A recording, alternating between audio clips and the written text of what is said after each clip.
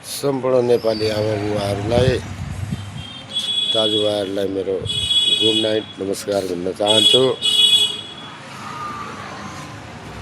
यस 2082 सालको आम चुनावमा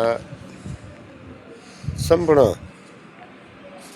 कञ्चनपुरवासी आमा बुवा दाजुभाइहरूले हाम्रो जनक सिंह धामीज्यूलाई राष्ट्रिय स्वतन्त्र पार्टीको घन्टी चुनाव चिन्हमा मतदान गरेर विजय गराउनु हुनेछ भन्ने पनि ठुलो आशा गरेको छु।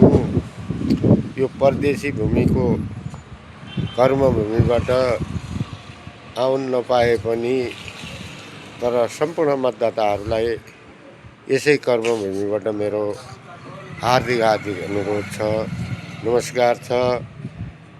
देश बदल्नको लागि मत बदल्नु पर्यो। गरिबका छोराछोरीहरूलाई बदल्नको लागि मत बदल्नु पर्यो।